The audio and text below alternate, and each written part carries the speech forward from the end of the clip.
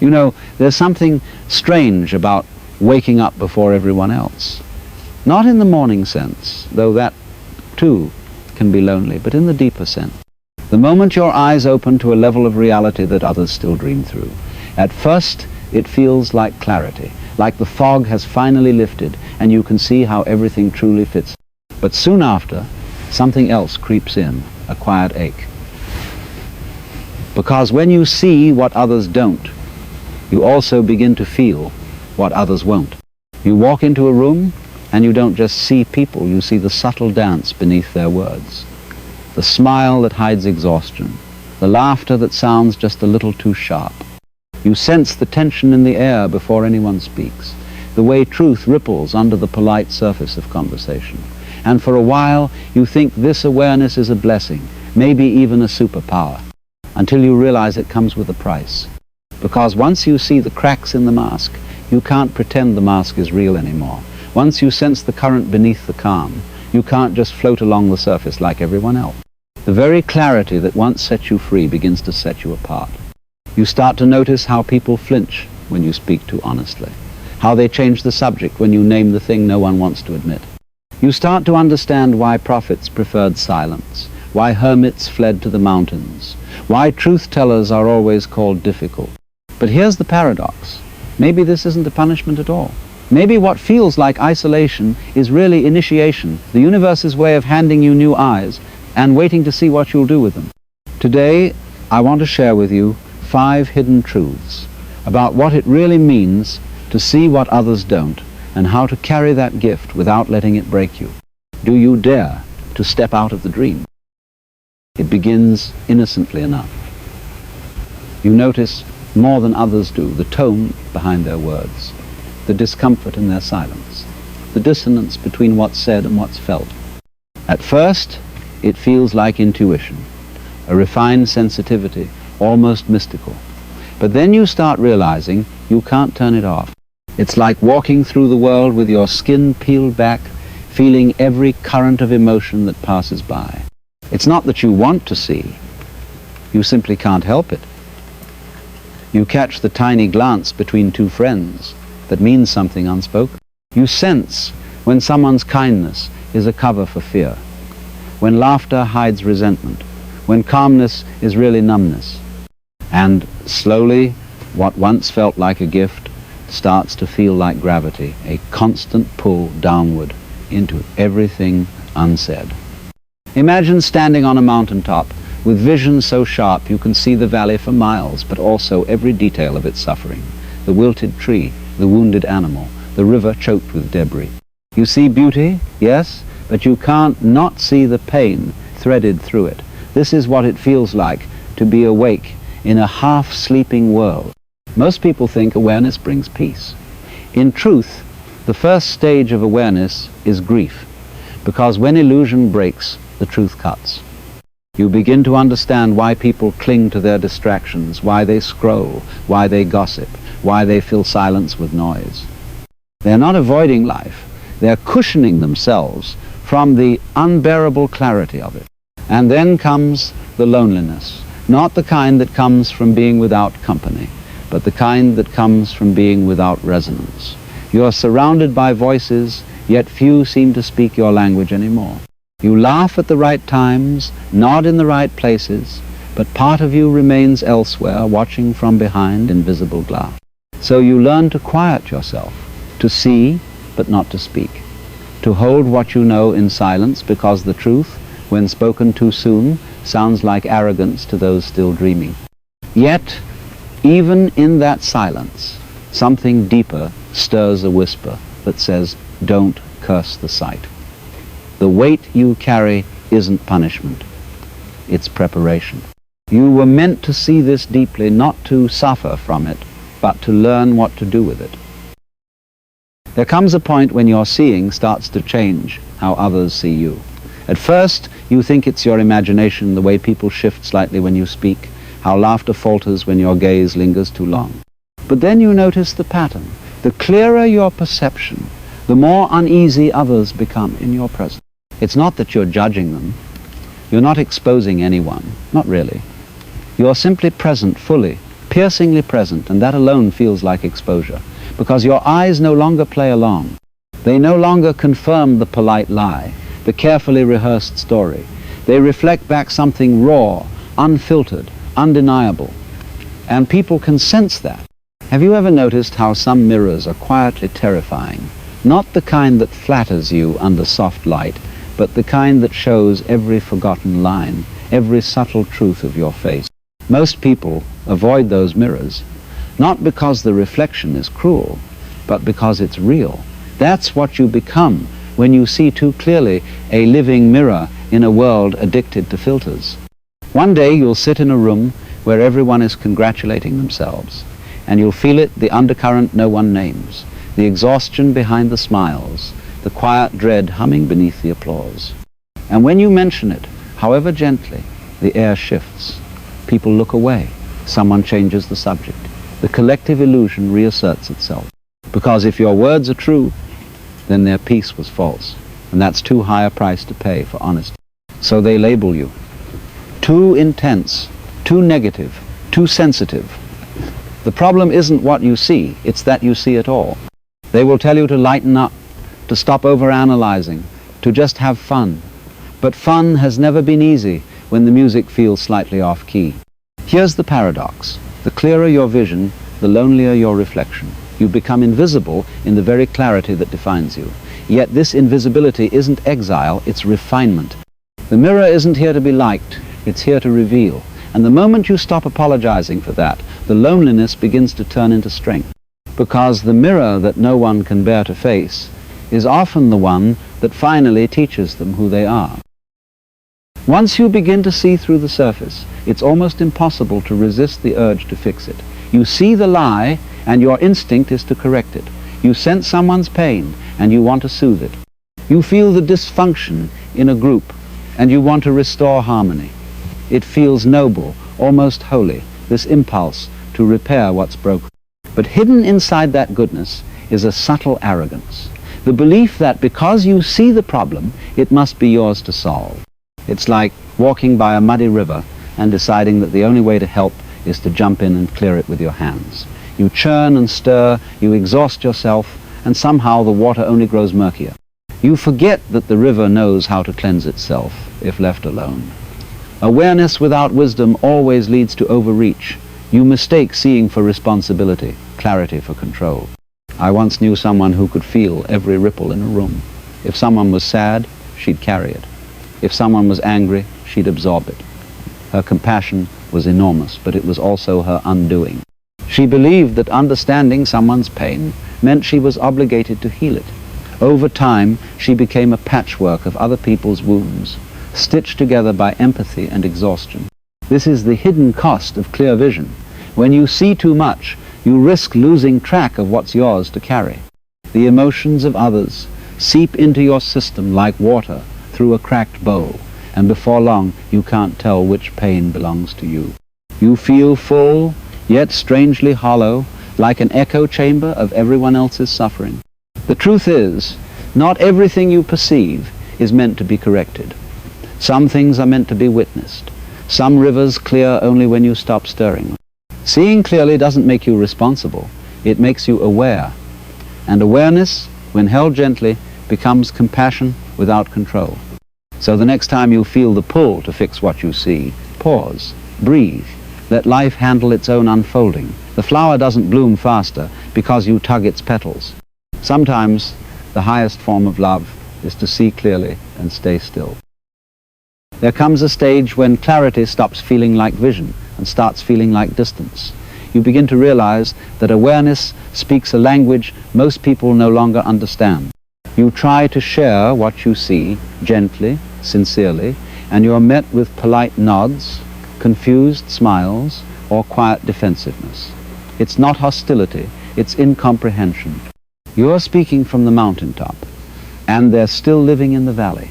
The air is thinner up here. The words don't travel the same way. It's a peculiar loneliness, not the kind that comes from being unloved, but the kind that comes from being unseen. You're surrounded by noise, yet starved for resonance. You start choosing silence, Not because you have nothing to say, but because you've learned that not everything can be translated. Truth has a vibration, and not every heart is tuned to hear it yet. Imagine a musician who suddenly begins to hear frequencies outside the ordinary range.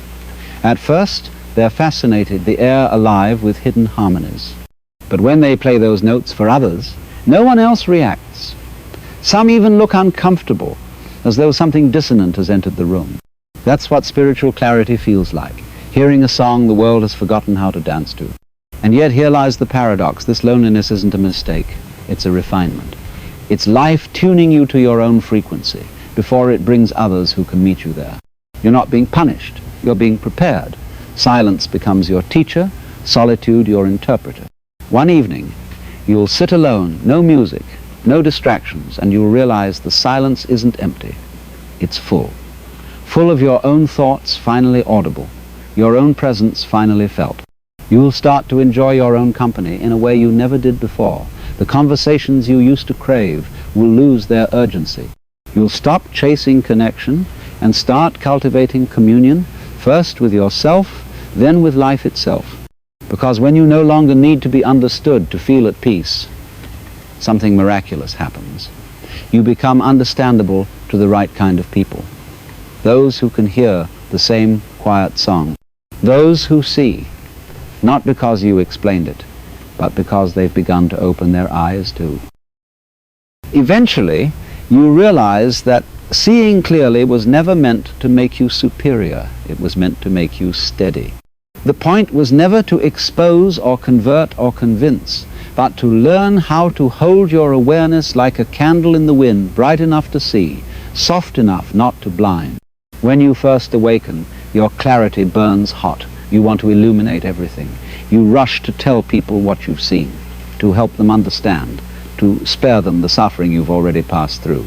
But soon, you notice something subtle. The more intensely you shine, the more people shield their eyes. Not because they hate the light, but because it hurts to look too soon. So the lesson becomes gentleness. You learn to carry your insight quietly, like a lantern cupped in your palms. You walk through the world not as a preacher, but as a present. You stop announcing truth and start embodying it. You speak less, but your silence carries weight. You offer fewer answers, but your stillness becomes a kind of medicine for those who are ready to listen. There's a story I once heard of a lighthouse on a foggy shore. For years it flashed its beam frantically, trying to guide every lost ship it could see. But the intensity of its light blinded the sailors instead of saving them. So one day the keeper turned the light down, made it steady and calm, and suddenly the ships could find their way again. That's the secret. The light doesn't need to shout. It simply needs to stay. The moment you stop trying to wake everyone, life begins to flow through you instead of against you. People start to sense peace in your presence, even if they can't explain why. They feel seen, not judged, met, not measured. This is the evolution of awareness, from heat to warmth, from glare to glow.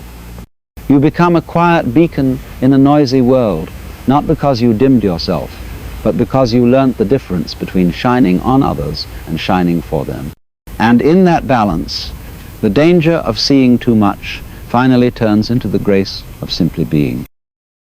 There comes a turning point, subtle, almost imperceptible, when awareness stops feeling like exile and starts feeling like home. You realize you no longer need to run from the world nor dissolve into it. You can simply be in it, but not of it. Watching the play without being pulled into every scene. At first, this balance seems impossible. You either isolate to protect your clarity, or you engage and feel yourself drowning again in noise and confusion. But as your awareness matures, a new rhythm emerges, a kind of inner stillness that travels with you wherever you go. The noise is still there, but it no longer claims you. The chaos moves, but it moves around you, not through you. Imagine sitting beside a busy road. Cars rush past thoughts, emotions, the dramas of others, but you're no longer standing in the middle of the traffic trying to direct it all. You're on the sidewalk now, watching the movement, breathing in peace. You still care, you still love, but from a place that doesn't collapse under the weight of it all.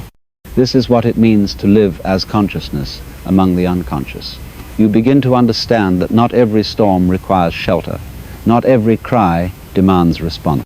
Some things are simply weather passing through, teaching through contrast.